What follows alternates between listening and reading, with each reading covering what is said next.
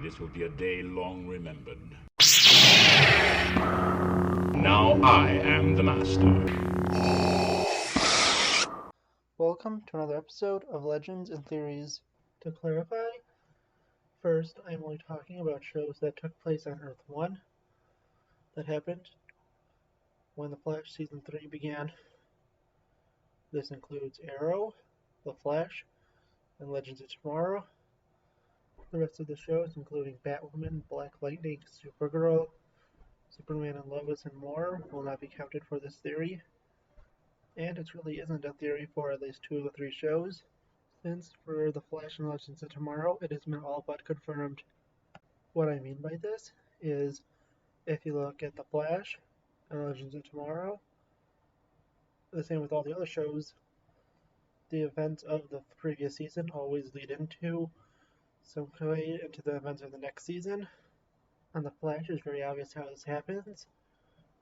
The death of Savitar leads to the opening of the Speed Force prison, which Barry has to go in.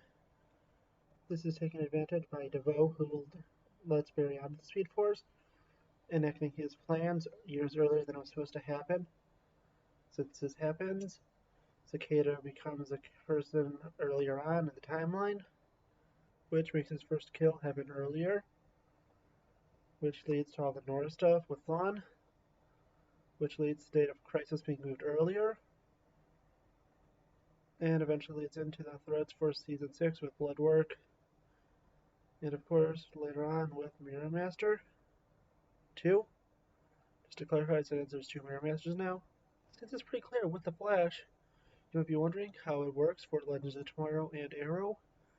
I'll explain Legends of Tomorrow first, since that's way more straightforward, and the part for Arrow is more of a theory than anything else.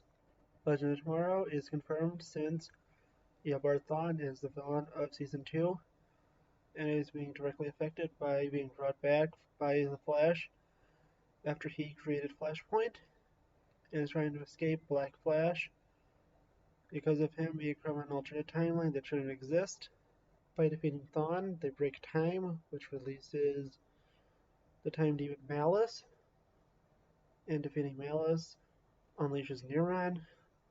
Neuron's defeat leads to the Fates raising to power, and then finally, after defeating the Fates, the aliens abduct Sarah Lance in the past.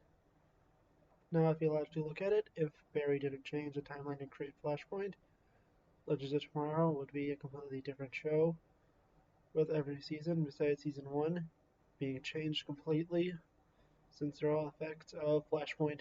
Looking at Arrow, it's a lot more complicated to figure out, but I think that the one timeline change that Barry caused was the creation of Prometheus. You may be wondering why I'm saying that. Didn't Oliver kill Prometheus during Season 1? No, I actually noticed something interesting about the flashbacks to Season 1 of Arrow, as long as you're not counting the one of Tommy Merlin's funeral.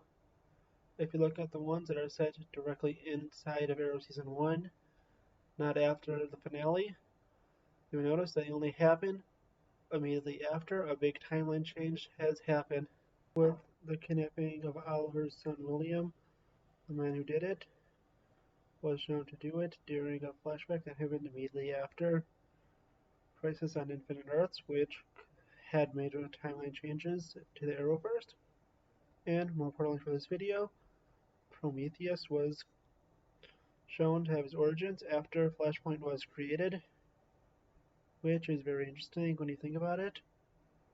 How the only 2 flashbacks, like I said before, only happen after timeline changes, which makes me think that these timeline changes only caused these events to happen, and in the original timeline, everything that happened in Season 1, and all the names crossed off the list, happened at the bare minimum after this. Ricardo Diaz used the power vacuum Prometheus created to be able to enact his plans, and in a theory I'll go into next week, I think that Prometheus and Diaz worked together, and Diaz was phase 3 of his plan.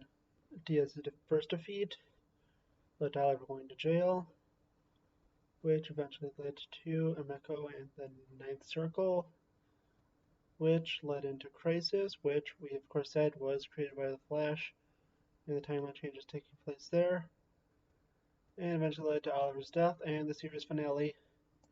Maybe even the Flashpoint is the reason that Batman disappeared, with Batman disappearing in 2015 and Flashpoint taking place in 2016. There could be a chance that various changes to the timeline made Batman disappear, but I don't know if that's possible, and I think it's very unlikely. It is likely that Batman disappeared on the adventure with Rip Hunter that was mentioned during Legends of Tomorrow Season 1 premiere. And I'm not really sure if it's possible, but I definitely think it affected all the shows that took place on Earth 1, not Earth Prime, during this time of Arrow Season 5, Flash Season 3, and Legends of Tomorrow Season 2. As I mentioned, next week I'll be releasing a video on how Prometheus was working with Rokada Diaz, which is just a theory, and when Superman and Lois begins, and The Flash the week after. I am planning for a series of videos that I'll release sometime on Wednesdays to be about a recap and review of the two shows and the other Arrowverse shows that are released that week. But the main two I'll probably focus on is The Flash and Superman and Lois. And once they release, I also focus on Stargirl and Legends of Tomorrow. Thank you for watching this episode of Legends and Theories, and may the Force be with you.